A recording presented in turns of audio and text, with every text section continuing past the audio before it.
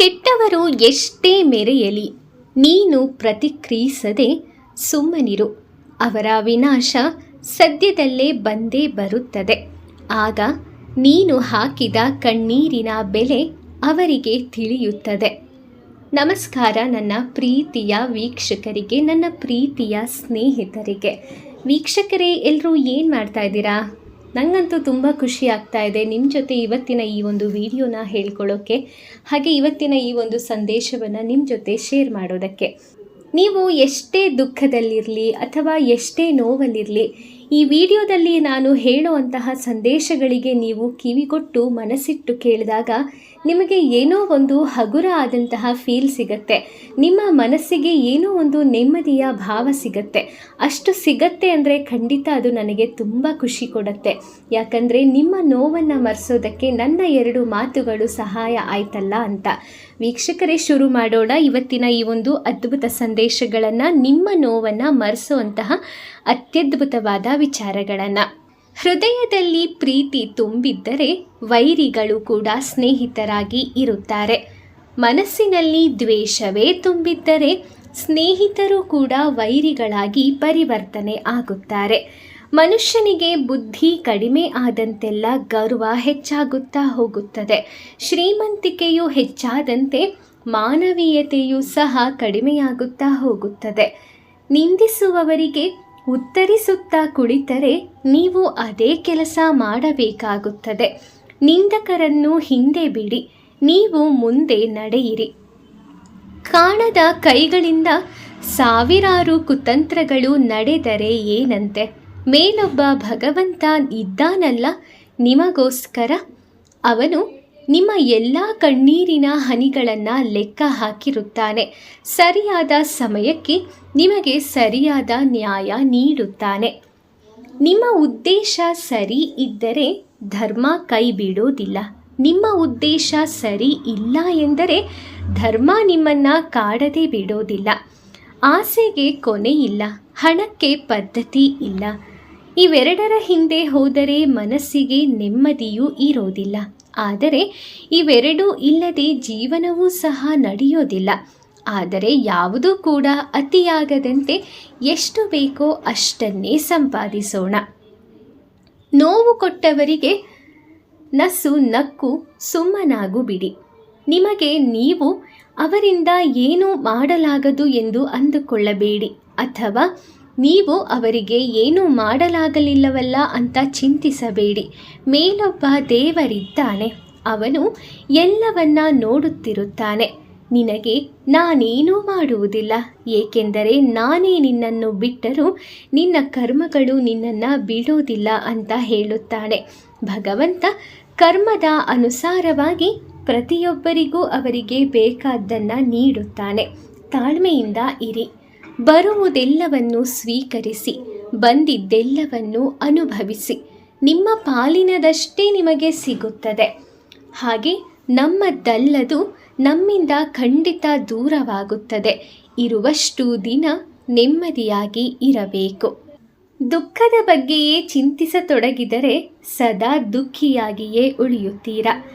ಸುಖ ಸಂತೋಷಗಳನ್ನೇ ಧ್ಯಾನಿಸುತ್ತಿದ್ದರೆ ಮುಂದೆ ಸುಖಿಯಾಗುತ್ತೀರಾ.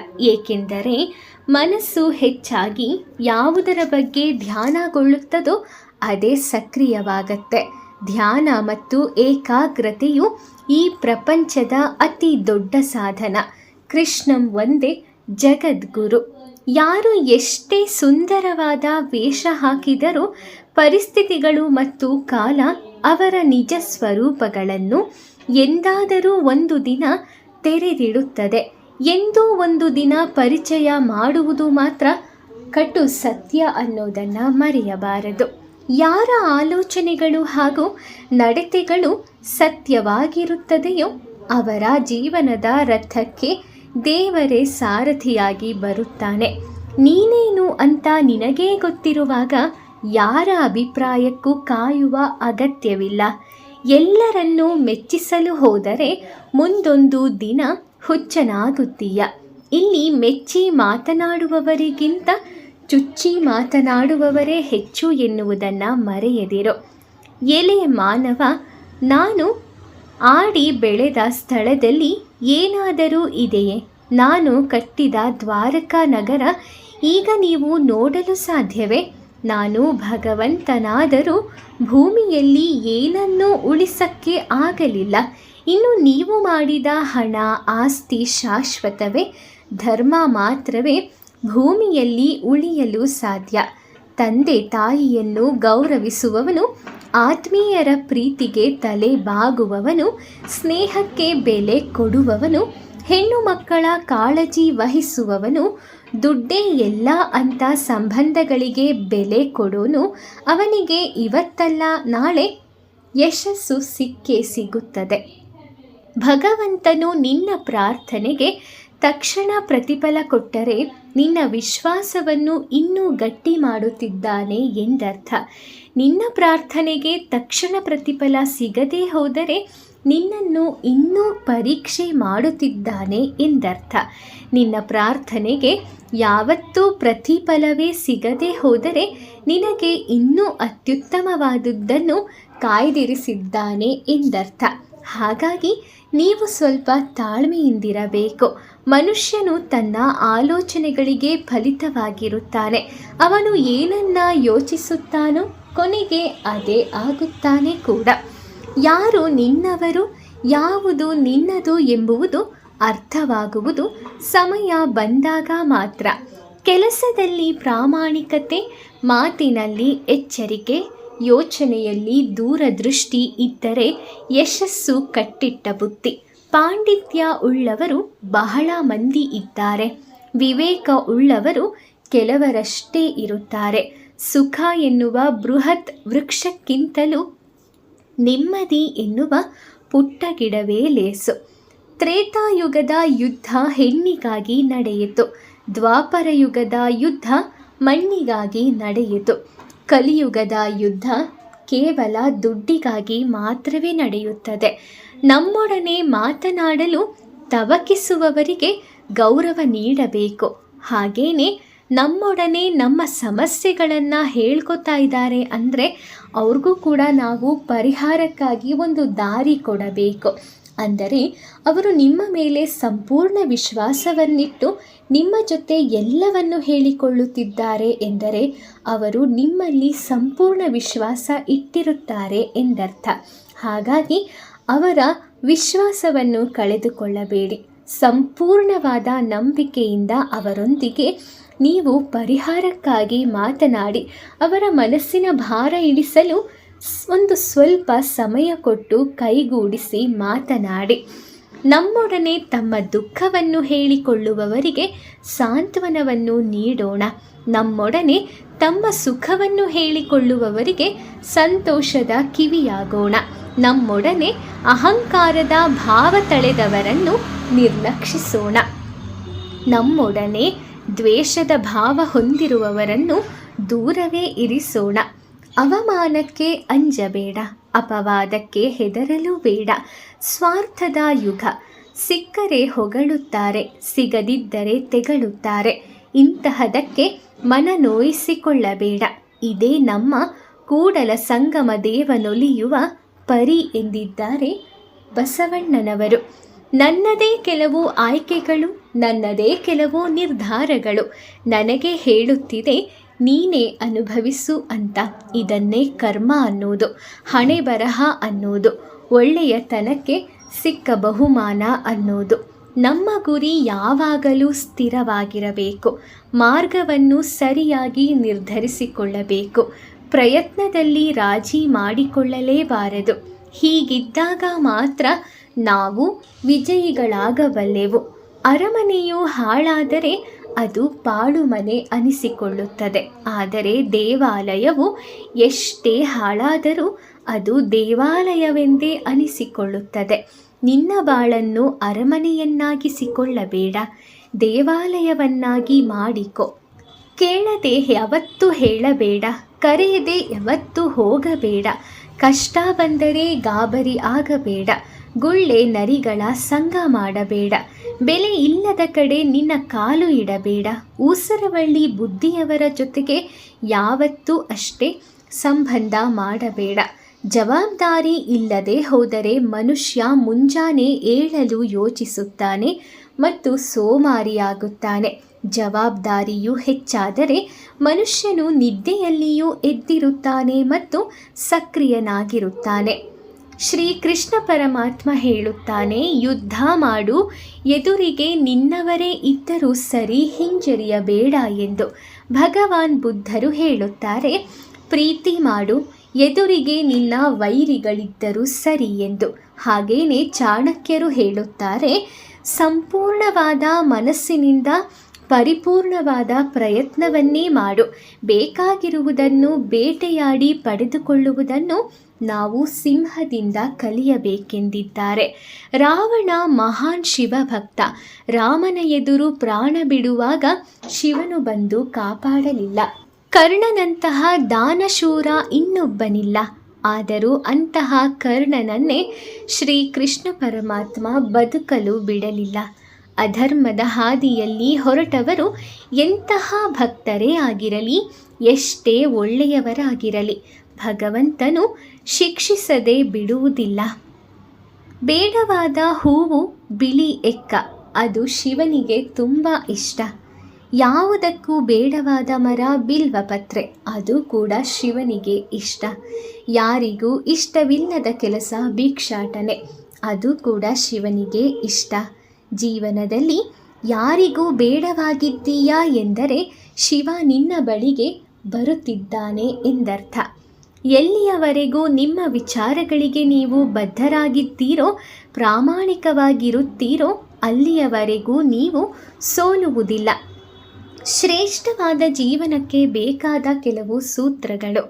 ನುಂಗುವ ಮನಸ್ಸಿದ್ದರೆ ಕೋಪವನ್ನು ನುಂಗಿ, ಮಾಡುವ ಮನಸ್ಸಿದ್ದರೆ ಸತ್ಕಾರ್ಯಗಳನ್ನು ಮಾಡಿ, ತ್ಯಜಿಸುವ ಮನಸ್ಸಿದ್ದರೆ ದುರ್ಗುಣಗಳನ್ನು ತ್ಯಜಿಸಿ, ಹೇಳುವ ಮನಸ್ಸಿದ್ದರೆ ಸತ್ಯವನ್ನೇ ಹೇಳಿ, ನೀಡುವ ಮನಸ್ಸಿದ್ದರೆ ವಿದ್ಯೆ ಅನ್ನವನ್ನು ನೀಡಿ, ನೆನೆಯುವ ಮನಸ್ಸಿದ್ದರೆ ಸಹಾಯ ಮಾಡಿದವರನ್ನು ನೆನೆಯಿರಿ, ಬಾಳುವ ಮನಸ್ಸಿದ್ದರೆ ಹಕ್ಕಿಯಂತೆ ಬಾಳಿ, ನಡೆಯುವ ಮನಸ್ಸಿದ್ದರೆ ಧರ್ಮದಂತೆ ನಡೆಯಿರಿ, ಪೂಜಿಸುವ ಮನಸ್ಸಿದ್ದರೆ ತಂದೆ ತಾಯಿಯನ್ನು ಪೂಜಿಸಿ. ಕಣ್ಣು ಮುಚ್ಚಿ ತೆರೆಯುವಷ್ಟರಲ್ಲಿ ಗಿಡ ಮರವಾಗಿ ಬೆಳೆಯೋದಿಲ್ಲ, ಹಳ್ಳ ಸಾಗರವಾಗುವುದೂ ಇಲ್ಲ. ಹಾಗಿದ್ದಾಗ ಎಲ್ಲ ಸಮಸ್ಯೆಗಳಿಗೆ ಕ್ಷಣ ಮಾತ್ರದಲ್ಲಿ ಪರಿಹಾರ ಸಿಗಬೇಕೆಂದು ಹೇಗೆ ಆಶಿಸಲು ಸಾಧ್ಯ? ಕಾಲವು ಎಲ್ಲವನ್ನೂ ಸರಿಪಡಿಸುತ್ತದೆ. ಎಲ್ಲದಕ್ಕೂ ತಾಳ್ಮೆಯೊಂದೇ ಮಾರ್ಗವಾಗಿದೆ. ಸಣ್ಣ ಪುಟ್ಟ ದೋಷಗಳು ಗೋಚರಿಸಿದ ಕ್ಷಣ ಉತ್ತಮ ಸಂಬಂಧಗಳನ್ನು ಮುರಿದುಕೊಳ್ಳಬಾರದು. ಪರಿಪೂರ್ಣ ಯೋಗ ಅನ್ನುವ ಸಂಗತಿ ಎಲ್ಲಿಯೂ ಸಿಗೋದಿಲ್ಲ. ಮೂರ್ಖರ ಜೊತೆ ವಾದಿಸುವುದರಿಂದ ಅವರ ಸಂಖ್ಯೆ ಮತ್ತೊಂದು ಹೆಚ್ಚಾಗುತ್ತದೆ ಅಷ್ಟೇ. ವಾದಿಸಿ ವಿವಾದಕ್ಕೆ ಕಾರಣವಾಗುವ ಬದಲು ವಿವೇಕದಿಂದ ಹಿಂದೆ ಸರಿಯುವುದೇ ಸರಿಯಲ್ಲವೇ?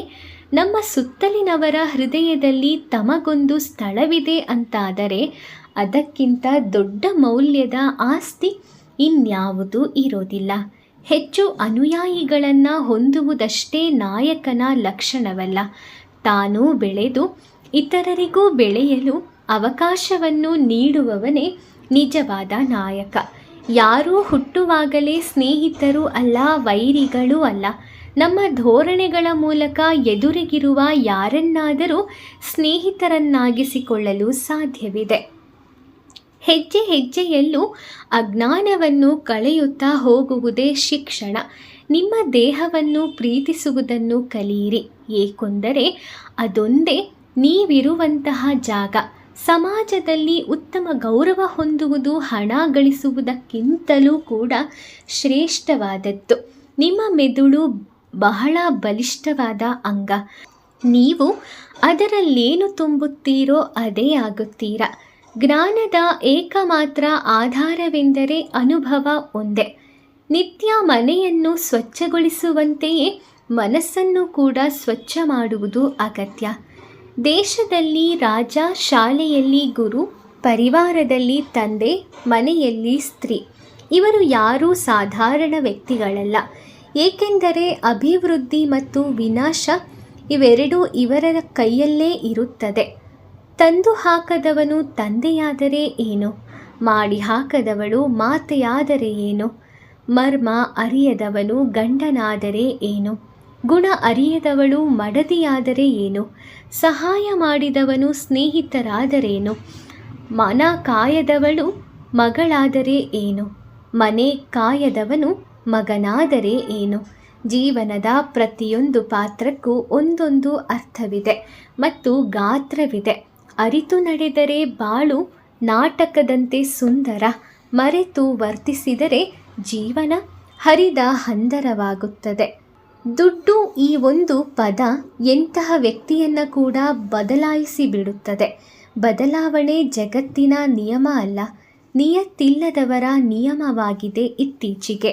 ದುಡಿಯದೇ ಇದ್ದರೆ ಕೆಟ್ಟು ಹೋಗುವೆ, ದುಡಿದು ಇಟ್ಟರೆ ಕೊಟ್ಟು ಹೋಗುವೆ. ಆದ್ದರಿಂದ ಅವರಿವರ ಅದರದರ ಚಿಂತೆಯನ್ನು ಬಿಟ್ಟು ಬದುಕು ಮನವೇ ಇಲ್ಲ, ಎಲ್ಲ ಒಂದು ನಶ್ವರವಾದ ಜೀವನ ಅನ್ನುವುದು ಕೊನೆಗುಳಿಯುವ ಸತ್ಯವಾಗಿರುತ್ತದೆ. ನಿನ್ನನ್ನು ನೀನು ಬಲಹೀನನೆಂದು ಭಾವಿಸುವುದು ಅತಿ ದೊಡ್ಡ ಪಾಪ. ನೀನು ಬಿದ್ದಿದ್ದರೆ ಎದ್ದು ನಿಲ್ಲಲು ಪ್ರಯತ್ನ ಪಡು, ಹೋರಾಡು. ಸಂಪೂರ್ಣವಾದ ನಿಷ್ಠೆಯಿಂದಲೇ ನಿನ್ನ ಕರ್ತವ್ಯವನ್ನು, ನಿನ್ನ ಕರ್ಮವನ್ನು ಮಾಡು ಮತ್ತು ಅದನ್ನು ಸಂಪೂರ್ಣವಾಗಿ ನಿಭಾಯಿಸು ಮತ್ತು ಉಳಿದದ್ದೆಲ್ಲವನ್ನು ನನಗೆ ಬಿಟ್ಟು ಬಿಡು. ಪ್ರಾರ್ಥನೆಯು ಮನದೊಳಗಿರಲಿ. ಪ್ರಾರ್ಥನೆಯನ್ನು ಇತರರಿಗೆ ಕೇಳುವ ಹಾಗೆ ಮಾಡಬೇಕಾಗಿಲ್ಲ, ಏಕೆಂದರೆ ಮಾತನಾಡುವ ಶಕ್ತಿಯನ್ನು ಕಳೆದುಕೊಂಡಿರುವವರ ಪ್ರಾರ್ಥನೆಯನ್ನು ಭಗವಂತ ಕೇಳಿಸಿಕೊಳ್ಳುತ್ತಾನೆ. ಕತ್ತಲನ್ನು ಬೆಳಕು ಮರೆ ಮಾಡಬಹುದೇ ಹೊರತು ಅದನ್ನು ನಾಶ ಮಾಡಲು ಸಾಧ್ಯವಿಲ್ಲ. ಹಾಗೆಯೇ ಕಾಲಕಾಲಕ್ಕೆ ಕಷ್ಟಗಳೆಂಬ ಕತ್ತಲು ಕವಿಯುವುದು ಕೂಡ ಸಹಜ. ಅದನ್ನು ಭಕ್ತಿ ಎಂಬ ಬೆಳಕಿನಿಂದ ಎದುರಿಸಬೇಕು. ಬಿಟ್ಟು ಹೋಗುವವರು ಏನೋ ಒಂದು ನೆಪ ಹೇಳಿ ಬಿಟ್ಟು ಹೋಗೇ ಹೋಗುತ್ತಾರೆ. ಮರಳಿ ಬರಬಹುದೆಂಬ ನಿರೀಕ್ಷೆಯಲ್ಲೇ ಕಾಲ ಕಳೆಯುತ್ತಾರೆ. ಭಗವಂತನಲ್ಲಿ ನಂಬಿಕೆ ಇಟ್ಟರೆ ಅವರಿಗಿಂತ ಉತ್ತಮರನ್ನು ಜೊತೆಗೂಡಿಸುತ್ತಾನೆ. ನಡೆಯುವ ಹಾದಿಯಲ್ಲಿ ಚುಚ್ಚುವ ಮುಳ್ಳಿದ್ದರೆ ಪಾದರಕ್ಷೆಯನ್ನು ಮೆಟ್ಟಿ ನಡೆ. ಬದುಕೆಂಬ ದಾರಿಯಲ್ಲಿ ಚುಚ್ಚಿ ಮಾತನಾಡುವ ಜನರಿದ್ದರೆ ನಿನ್ನ ಪಾದರಕ್ಷೆ ಬಿಡುವ ಸ್ಥಳದಲ್ಲಿ ಬಿಟ್ಟು ನಡೆ. ಭಯಪಟ್ಟು ಕುಳಿತುಕೊಂಡರೆ ಬದುಕುವುದು ಅಸಾಧ್ಯ. ತಪ್ಪೋ ಸರಿಯೋ ಹೆಜ್ಜೆ ಹಾಕಿ ನೋಡು.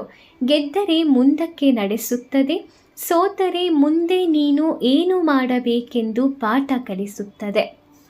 ಸೇವೆ ಮಾಡುವಾಗ ಸಮಯ ನೋಡಬೇಡ, ಪ್ರಸಾದ ಸ್ವೀಕರಿಸುವಾಗ ಸ್ವಾದ ನೋಡಬೇಡ, ಸತ್ಸಂಗ ಕೇಳುವಾಗ ಜಾಗ ನೋಡಬೇಡ, ವಿನಂತಿ ಮಾಡುವಾಗ ಸ್ವಾರ್ಥ ನೋಡಬೇಡ, ಸಮರ್ಪಣೆ ಅಥವಾ ದಾನ ಮಾಡುವಾಗ ಖರ್ಚು ನೋಡಬೇಡ, ದಯೆ ತೋರುವುದಾದರೆ ಅದರ ಅವಶ್ಯಕತೆ ನೋಡಬೇಡ.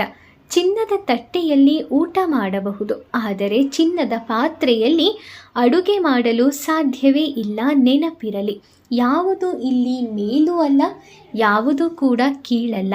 ಸತ್ಯದ ದಾರಿಯಲ್ಲಿ ನಡೆಯುವ ಜನರಿಗೆ ಅಡ್ಡಿ ಆತಂಕಗಳು, ಸಮಸ್ಯೆಗಳು ಅವಶ್ಯವಾಗಿ ಎದುರಾಗುತ್ತೆ. ಆದರೆ ಪರಮಾತ್ಮನು ಅವರ ಜೀವನದ ದೋಣಿಯನ್ನು ಎಂದಿಗೂ ಸಹ ಮುಳುಗಲು ಬಿಡೋದಿಲ್ಲ. ಹಣೆಬರಹ ಎಂದು ಎಲ್ಲವನ್ನೂ ಸಹಿಸಿಕೊಳ್ಳಬಾರದು. ನಾವು ಯಾವಾಗ ಧೈರ್ಯದಿಂದ ಮುನ್ನುಗ್ಗಿ ಮುಂದೆಜ್ಜೆ ಇಡುತ್ತೇವೋ ಆಗ ಭಗವಂತನು ಸಹ ನಮಗೆ ಯಾವುದಾದರೂ ಒಂದು ದಾರಿಯನ್ನು ನೀಡಿ ನಮ್ಮ ಒಂದು ಹಣೆಬರಹ ಬದಲಾಗುವ ಹಾಗೆ ಮಾಡುತ್ತಾನೆ. ಹಾಗೆಯೇ ದೇವರು ಯಾವುದೋ ಒಂದು ರೂಪದಲ್ಲಿ ನಿಮ್ಮ ಅಕ್ಕಪಕ್ಕದಲ್ಲೇ ಇದ್ದು ನಿಮಗೆ ಸಹಾಯ ಮಾಡುತ್ತಾನೆ. ವಯಸ್ಸಿನಲ್ಲಿ ಯಾರಾದರೂ ದೊಡ್ಡವರೂ ಇರಬಹುದು ಅಥವಾ ಚಿಕ್ಕವರೂ ಕೂಡ ಇರಬಹುದು. ಆದರೆ ವಾಸ್ತವದಲ್ಲಿ ಯಾರ ಹೃದಯದಲ್ಲಿ ಕರುಣೆ, ಸ್ನೇಹ, ಪ್ರೀತಿ, ಗೌರವದ ಭಾವ ತುಂಬಿರುತ್ತದೆಯೋ ಅವರೇ ದೊಡ್ಡವರು. ಅವರು ನಿಮ್ಮನ್ನು ಗೌರವಿಸಿದರೆ ನೀವು ಸಹ ಗೌರವಿಸಿ.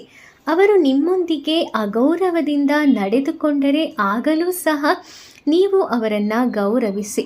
ಅವರಿಗೋಸ್ಕರ ನಿಮ್ಮಲ್ಲಿರುವ ಶ್ರೇಷ್ಠ ಗುಣವನ್ನು ಏಕೆ ಕಳೆದುಕೊಳ್ಳುತ್ತೀರಾ? ನಮಗೆ ಕಷ್ಟ ಅಂತ ಬಂದಾಗ ಯಾರೂ ಸಹಾಯ ಮಾಡಲಿಲ್ಲ ಅಂತ ಅಂದುಕೊಳ್ಳುವ ಮುನ್ನ ಯೋಚನೆ ಮಾಡಬೇಕು. ನಾವು ಕೂಡ ಸುಖವಾಗಿ ಇದ್ದಾಗ ಯಾರಿಗಾದರೂ ಸಹಾಯ ಮಾಡಿದ್ದೀವ ಅಂತ. ಹಾಗೇನಾದರೂ 4 ಜನರಿಗೆ ಸಹಾಯ ಮತ್ತು ಒಳ್ಳೆಯ ಕೆಲಸ ಮಾಡಿದ್ದರೆ ದೇವರು ಕೂಡ ಯಾವುದಾದರೂ ಒಂದು ರೂಪದಲ್ಲಿ ಬಂದು ನಿಮ್ಮ ಕಷ್ಟಗಳನ್ನು ಪರಿಹರಿಸುತ್ತಾನೆ, ನಿಮ್ಮ ಕಷ್ಟ ಕಾಲದಲ್ಲಿ ಸಹಾಯ ಮಾಡುತ್ತಾನೆ. ಮನಃಶಾಂತಿ ಇಲ್ಲದ ಸಂಪತ್ತು, ಆರೋಗ್ಯವಿಲ್ಲದ ಆಯುಷ್ಯ, ಅರ್ಥ ಮಾಡಿಕೊಳ್ಳದ ಸಂಬಂಧ, ಅಕ್ಕರೆ ಇಲ್ಲದ ಬರೀ ವ್ಯಾವಹಾರಿಕ ಸ್ನೇಹ, ಇವುಗಳು ಇದ್ದರೆಷ್ಟು ಬಿಟ್ಟರೆಷ್ಟು. ಒಬ್ಬೊಂಟಿಯಾಗಿ ಇದ್ದರೂ ಪರವಾಗಿಲ್ಲ, ನಿಮ್ಮ ಪಾಡಿಗೆ ನೀವಿರಿ. ಪ್ರತಿಯೊಂದು ವಸ್ತುವಿಗೂ ಬೆಲೆ ಕಟ್ಟುವಷ್ಟು ಸಿರಿವಂತನಾಗು, ಆದರೆ ಪ್ರತಿಯೊಬ್ಬರ ಭಾವನೆಗಳಿಗೆ ಬೆಲೆ ಕೊಡದಷ್ಟು ಬಡವನಾಗಬೇಡ. ಜೀವನದಲ್ಲಿ ಏನೇ ಸವಾಲುಗಳು ಬಂದರೂ ಅದನ್ನು ಸಮರ್ಥವಾಗಿ ಎದುರಿಸುವ ಆತ್ಮಬಲ ಇರಬೇಕು. ಅಳುತ್ತಾ ಬದುಕುವುದಕ್ಕಿಂತ ಅರಳುತ್ತಾ ಬದುಕಬೇಕು. ದಾನ ಮಾಡದ ಮನೆಯು ಎಷ್ಟು ದೊಡ್ಡದಾದರೆ ಏನಂತೆ. ಸಮಯಕ್ಕೆ ತಕ್ಕ ಹಾಗೆ ಬದಲಾದವರ ಸಹವಾಸ ಯಾವತ್ತೂ ಮಾಡಬೇಡಿ. ಅದೇ ನಮ್ಮ ಸಮಯಕ್ಕೆ ಸಮಯ ಕೊಟ್ಟು ನಮ್ಮ ಭಾವನೆಗಳಿಗೆ ಸ್ಪಂದಿಸುವ ವ್ಯಕ್ತಿಗಳನ್ನು ಯಾವತ್ತೂ ಕೂಡ ಮರೆಯಬಾರದು. ಮನೆ ಅಂದ ಮೇಲೆ ಕಸ ಇರುತ್ತದೆ, ಹಾಗೇನೇ ಜೀವನ ಎಂದ ಮೇಲೆ ಕಷ್ಟಗಳು ಕೂಡ ಇರುತ್ತದೆ. ಕಸವಾದರೆ ಗುಡಿಸಬೇಕು, ಕಷ್ಟವಾದರೆ ಜಯಿಸಬೇಕು.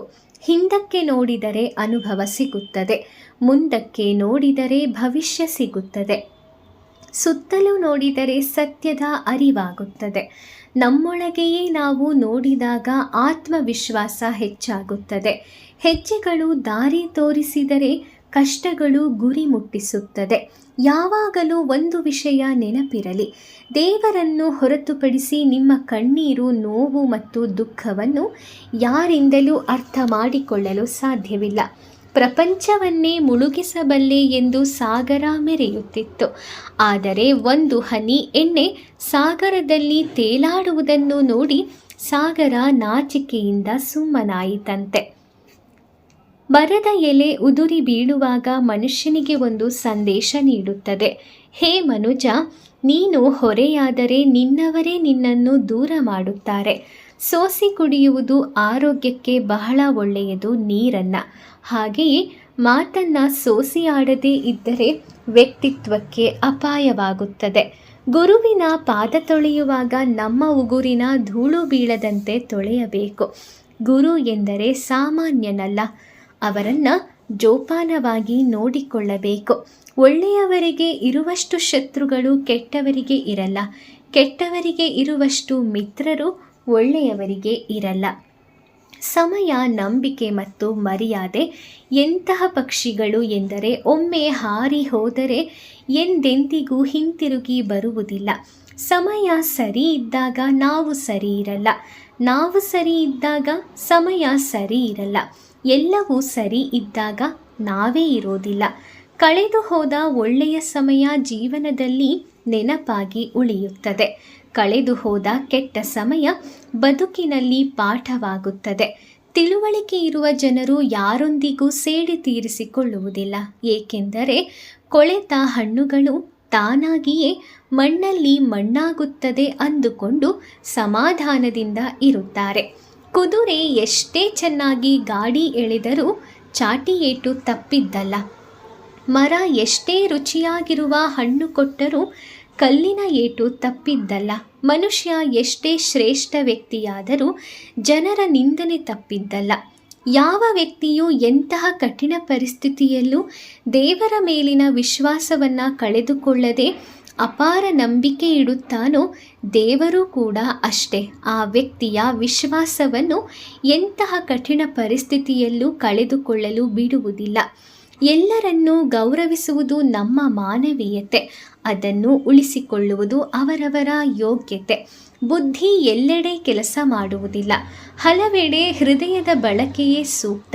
ಅತಿಯಾದ ಒಳ್ಳೆಯತನ, ಅತಿಯಾದ ಪ್ರಾಮಾಣಿಕತೆ, ಅತಿಯಾದ ಆದರ್ಶಗಳು, ಅತಿಯಾದ ನಿಷ್ಠೆ ಮನುಷ್ಯನನ್ನು ಒಂಟಿಯಾಗಿಸುತ್ತೆ ನಿಜ, ಆದರೆ ಅವನ ಆತ್ಮಸಾಕ್ಷಿ ಮಾತ್ರ ಎಂದಿಗೂ ಅವನ ಕೈ ಬಿಡೋದಿಲ್ಲ. ಇದೇ ಕೊನೆಗುಳಿಯುವ ಸತ್ಯ. ಶ್ರದ್ಧೆಯಿಂದ ಮಾಡಿದ ಕೆಲಸ ಭಗವಂತನೇ ಸಹಿ ಮಾಡಿ ಚೆಕ್ ಕೊಡುವ ರೀತಿ ಇರುತ್ತದೆ. ಹಣವಂತರ ಜೊತೆ 100 ವರ್ಷ ಬದುಕುವುದಕ್ಕಿಂತಲೂ ಹೃದಯವಂತರ ಜೊತೆ 3 ದಿನ ಬದುಕಿದರೂ ಜೀವನ ಸಾರ್ಥಕ. ಕೀರ್ತಿ ಮತ್ತು ಅಪಕೀರ್ತಿ ನಡುವಿನ ವ್ಯತ್ಯಾಸ ಏನೆಂದರೆ, ಕೀರ್ತಿಯನ್ನು ನಾವು ಕಷ್ಟಪಟ್ಟು ಗಳಿಸಬೇಕು, ಅಪಕೀರ್ತಿಯನ್ನು ಜನರೇ ಕಷ್ಟಪಟ್ಟು ಗಳಿಸಿ ನಮಗೆ ಕೊಡುತ್ತಾರೆ. ಕಷ್ಟದ ಸಮಯದಲ್ಲಿ ದೇವರು ಏಕೆ ಸುಮ್ಮನಿದ್ದಾನೆ ಎಂದು ಯೋಚಿಸಬೇಡಿ. ಏಕೆಂದರೆ ಪಾಠ ಕಲಿಸಿದ ಶಿಕ್ಷಕನೂ ಕೂಡ ಪರೀಕ್ಷಾ ಕೊಠಡಿಯಲ್ಲಿ ಸುಮ್ಮನೆ ಇರುತ್ತಾನೆ. ಇರಬೇಕಿಲ್ಲ ನಾವು ಅವರಂತೆ ಇವರಂತೆ, ಇದ್ದರೆ ಸಾಕು ಯಾರಿಗೂ ಹೊರೆಯಾಗದಂತೆ. ಬೇಕಿಲ್ಲ ನಮಗೆ ಅವರು ಹಾಗಂತೆ ಹೀಗಂತೆ ಎನ್ನುವ ಚಿಂತೆ. ನಮ್ಮಷ್ಟಕ್ಕೆ ನಾವಿದ್ದರೆ ಇರುವುದಿಲ್ಲ ಬೇರ್ಯಾವ ಚಿಂತೆ. ಸುಖ ದುಃಖ ಏನಾದರೇನಂತೆ, ಬಂದದ್ದನ್ನು ಸ್ವೀಕರಿಸಿ ಬದುಕಬೇಕಂತೆ. ಭಗವಾನ್ ಶ್ರೀ ಕೃಷ್ಣ ಹೇಳುತ್ತಾರೆ, ಈ ಕಲಿಯುಗಕ್ಕೆ ಒಂದೇ ಒಂದು ನಿಯಮವಿದೆ. ನಂಬಿಕೆ ಹೆಚ್ಚು ಬಲವಾಗಿದ್ದಷ್ಟು ದ್ರೋಹವು ಅಷ್ಟೇ ಹೆಚ್ಚು ಭಯಾನಕವಾಗಿರುತ್ತದೆ ಎಂದು. ಕೈಮುಗಿದು ಕೇಳುವುದರಲ್ಲಿ ಏನಿದೆ? ಜೀವನವೇ ಒಂದು ಕೊಡುಗೆ ಅಲ್ಲವೇ? ಉಪವಾಸ ಮಾಡಿ ಪಡೆದುಕೊಳ್ಳಲು ಏನಿದೆ? ಪ್ರತಿ ಕ್ಷಣ ಉಸಿರಾಡುತ್ತಿರುವುದೇ ಉಡುಗೊರೆ ಅಲ್ಲವೇ? ಪ್ರಾರ್ಥನೆಯಲ್ಲಿ ಆಶಿಸುವುದಕ್ಕೆ ಏನಿದೆ? ಈ ಬದುಕೆ ಅವನ ಆಶೀರ್ವಾದ ಅಲ್ಲವೇ? ಹರಕೆ ಹೊತ್ತು ಈಡೇರಿಸಿಕೊಳ್ಳಲು ಏನಿದೆ? ನಿಲ್ಲದೆ ಹೃದಯ ಕೆಲಸ ಮಾಡುತ್ತಿದೆ, ಅಷ್ಟೇ ಸಾಕಲ್ಲವೇ? ಮನೆ ಕಟ್ಟಲು ಹಣ ಬೇಕು, ಮನಸ್ಸು ಕಟ್ಟಲು ಗುಣ ಬೇಕು. ಹಣದಿಂದ ಕಟ್ಟಿದ ಮನೆಯಲ್ಲಿ ಎಲ್ಲರೂ ಇರುತ್ತಾರೆ, ಆದರೆ ಗುಣದಿಂದ ಕಟ್ಟಿದ ಮನೆಯಲ್ಲಿ ಯೋಗ್ಯರಷ್ಟೇ ನೆಲೆಸುತ್ತಾರೆ. ಮನುಷ್ಯ ದೊಡ್ಡವನಾದಂತೆ ಬಾಲ್ಯವನ್ನೇ ಮರೆಯುತ್ತಾನೆ, ಮದುವೆಯಾದಂತೆ ತಾಯಿ ತಂದೆಯರನ್ನು ಮರೆಯುತ್ತಾನೆ, ಮಕ್ಕಳಾದಂತೆ ಸಹೋದರ ಸಹೋದರಿಯರನ್ನು ಮರೆಯುತ್ತಾನೆ, ಶ್ರೀಮಂತಿಕೆ ಬಂದಂತೆ ಬಡತನ ಮರೆಯುತ್ತಾನೆ. ಯಾವಾಗ ವಯಸ್ಸಾಗಿ ವೃದ್ಧಾಪ್ಯ ಬರುತ್ತದೋ ಆಗ ಮರೆತ ಎಲ್ಲವನ್ನೂ ಮತ್ತೆ ಮತ್ತೆ ನೆನಪು ಮಾಡಿಕೊಂಡು ಕೊರಗುತ್ತಾನೆ. ಸುಳ್ಳು ಹೇಳುವವರಿಗೆ, ಮೋಸ ಮಾಡುವವರಿಗೆ, ನಂಬಿಕೆ ದ್ರೋಹಿಗಳಿಗೆ ಜನ ಬಹಳ ಬೇಗ ಹತ್ತಿರವಾಗಿ ಬಿಡುತ್ತಾರೆ. ಅದೇ ಸತ್ಯ ಹೇಳುವವರನ್ನು ನಿಷ್ಠೂರವಾಗಿ ಕಾಣುತ್ತಾರೆ. ನಾವು ಮಾಡುವ ಕೆಲಸ ಇಬ್ಬರಿಗೆ ಸರಿ ಅನಿಸಿದರೆ ಸಾಕು. ಒಂದು ಪರಮಾತ್ಮ, ಇನ್ನೊಂದು ನಮ್ಮ ಆತ್ಮ, ಅಂತರಾತ್ಮ. ಅಳತೆ ಮೀರಿ ಮಾಡಿದ ಸಾಲ, ಅದ್ದೂರಿಯಿಂದ ಮಾಡಿದ ಮದುವೆ, ಸರಳತೆ ಮೀರಿ ತೋರಿಕೆಯ ಬದುಕು, ಅತಿಯಾಗಿ ಒಬ್ಬರ ಮೇಲಿರುವ ನಂಬಿಕೆ, ಇದು ಯಾವತ್ತೂ ಕೂಡ ಒಳ್ಳೆಯದಲ್ಲ. ತಿನ್ನಬಾರದ್ದನ್ನು ತಿಂದರೆ ಆಗಬಾರದ್ದೇ ಆಗುತ್ತದೆ. ಹೇಳಬಾರದ್ದನ್ನು ಹೇಳಿದರೆ ನಡೆಯಬಾರದ್ದು ನಡೆಯುತ್ತದೆ. ತಿನ್ನುವುದು ಮತ್ತು ಹೇಳುವುದು ಸಾತ್ವಿಕವಾಗಿದ್ದರೆ ಈ ಬದುಕೇ ಸುಂದರ. ಜನರು ಹಣವನ್ನು ಮತ್ತು ಆಸ್ತಿಯನ್ನು ಮಾತ್ರ ಭದ್ರವಾಗಿ ಗಟ್ಟಿಯಾಗಿ ಇಟ್ಟುಕೊಳ್ಳುತ್ತಾರೆಯೇ ಹೊರತು ಸಂಬಂಧಗಳನ್ನಲ್ಲ. ಶತ್ರುಗಳು ಇರಬೇಕು, ಅವರ ವ್ಯಂಗ್ಯ ಮಾತುಗಳೇ ನಮ್ಮ ಜೀವನ ರೂಪಿಸಿಕೊಳ್ಳುವುದಕ್ಕೆ ಒಂದು ಛಲದ ಹಾದಿ. ಚೆಂಡು ನೆಲಕ್ಕೆ ಎಷ್ಟು ಜೋರಾಗಿ ಅಪ್ಪಳಿಸುತ್ತದೆಯೋ ಅಷ್ಟು ಮೇಲಕ್ಕೆ ಪುಟಿಯುತ್ತದೆ. ಸತ್ಯದ ದಾರಿಯಲ್ಲಿ ನಡೆಯುವ ಜನರಿಗೆ ಸಮಸ್ಯೆಗಳು ಇದ್ದಿದ್ದೆ. ಸತ್ಯವನ್ನು ಮಾತ್ರ ಯಾವತ್ತೂ ಬಿಡಬೇಡಿ. ಸತ್ಯವೇ ಪರಮಾತ್ಮನಾಗಿರುವಾಗ ಬೇರ್ಯಾರು ಬೇಕು ನಮ್ಮನ್ನು ಕಾಪಾಡಲು? ಕೆಟ್ಟವರು ಒಳ್ಳೆಯವರು ಎಂದು ಬೇರೆ ಬೇರೆಯಾಗಿ ಯಾರೂ ಇರುವುದಿಲ್ಲ. ನಟಿಸಲು ಬರದೇ ಇರುವವರು, ನಿಜವನ್ನು ಮಾತನಾಡುವವರು ಕೆಟ್ಟವರಾಗಿಯೇ ಉಳಿದು ಬಿಡುತ್ತಾರೆ. ಒಟ್ಟಾರೆ ನಾವು ಯಾವಾಗಲೂ ಕೂಡ ಕೆಟ್ಟವರಿಂದ ದೂರ ಇರೋಣ.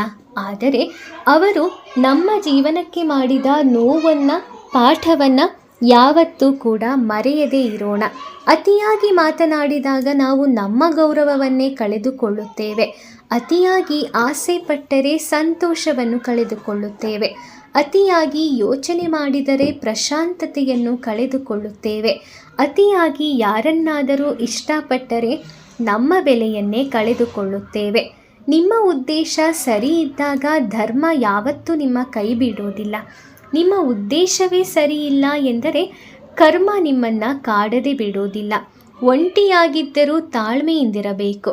ಯಾರಿಗಾಗಿಯೂ ಗೋಗರೆಯಬಾರದು, ಯಾರ ಹಿಂದೆಯೂ ಜಾರಬಾರದು. ನಾವೇ ಬೇಕೆನ್ನುವವರು ಬರುತ್ತಾರೆ, ಬೇಡ ಎನ್ನುವವರು ದೂರವೇ ಇರುತ್ತಾರೆ. ಜೀವನದಲ್ಲಿ ಯಾರೂ ಕೂಡ ಶಾಶ್ವತವಲ್ಲ. ಏನು ಹೇಳಬೇಕು ಎನ್ನುವುದು ಜ್ಞಾನ, ಹೇಗೆ ಹೇಳಬೇಕು ಎನ್ನುವುದು ವ್ಯಕ್ತಿತ್ವ, ಎಷ್ಟು ಹೇಳಬೇಕು ಎನ್ನುವುದು ಕೌಶಲ್ಯ, ಹೇಳಬೇಕೋ ಬೇಡವೋ ಎನ್ನುವುದೇ ವಿವೇಕ. ತಲೆಯಲ್ಲಿ ಬುದ್ಧಿ, ಮನಸ್ಸಿನಲ್ಲಿ ಶುದ್ಧಿ ಇಲ್ಲದಿದ್ದರೆ ನಾವು ಮಾಡುವ ಕೆಲಸ ಸಮಯ, ವಾರ ನೋಡಬೇಕಾಗಿಲ್ಲ. ಕಷ್ಟ ಇರದ ಸಮಯದಲ್ಲಿ ತುಂಬ ಜನ ಹತ್ತಿರ ಬರಲು ಬಯಸುತ್ತಾರೆ.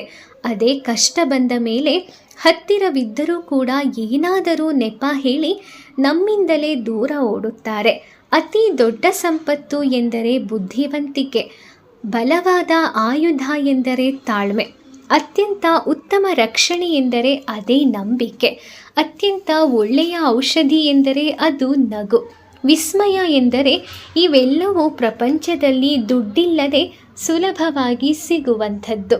ವೀಕ್ಷಕರೇ, ಇವತ್ತಿನ ಈ ಅದ್ಭುತವಾದ ಸಂದೇಶಗಳು ನಿಮಗೆ ಇಷ್ಟ ಆಗಿದೆ ಅಂತ ನಾನು ಅಂದ್ಕೊಳ್ತೀನಿ. ವಿಡಿಯೋ ಇಷ್ಟ ಆಗಿದ್ದರೆ ಲೈಕ್ ಮಾಡಿ, ಶೇರ್ ಮಾಡಿ, ಹಾಗೆ ನಿಮ್ಮ ಅನಿಸಿಕೆಗಳನ್ನು ಕೂಡ ಕಮೆಂಟ್ ಮಾಡಿ ತಿಳಿಸಿ. ಇದೇ ರೀತಿಯ ಉತ್ತಮ ವಿಚಾರಗಳಿಗಾಗಿ ನಮ್ಮ ರೀಲ್ಸ್ ಯೂಟ್ಯೂಬ್ ಚಾನಲನ್ನು ಸಬ್ಸ್ಕ್ರೈಬ್ ಆಗಿ, ಹಾಗೆ ಬೆಲ್ ಐಕಾನನ್ನು ಕ್ಲಿಕ್ ಮಾಡಿ. ಇದರಿಂದ ನಾನು ಅಪ್ಲೋಡ್ ಮಾಡೋ ವಿಡಿಯೋ ಫಸ್ಟು ನಿಮಗೆ ಬಂದು ತಲುಪತ್ತೆ. ನಾನು ಹಾಕಿದ ಕೂಡಲೇ ನೀವೇ ಫಸ್ಟು ನೋಡ್ಬೋದು. ವೀಕ್ಷಕರೇ, ಮುಂದಿನ ವಿಡಿಯೋದಲ್ಲಿ ಮತ್ತೆ ಭೇಟಿ ಮಾಡ್ತೀನಿ ಇನ್ನಷ್ಟು ಅದ್ಭುತ ಸಂದೇಶಗಳೊಂದಿಗೆ. ಓಂ ಶ್ರೀ ಕೃಷ್ಣಾಯ ನಮಃ. ಆ ಕೃಷ್ಣ ಪರಮಾತ್ಮ ನಿಮಗೆಲ್ಲರಿಗೂ ಒಳ್ಳೆಯದನ್ನು ಮಾಡಲಿ. ಧನ್ಯವಾದಗಳು.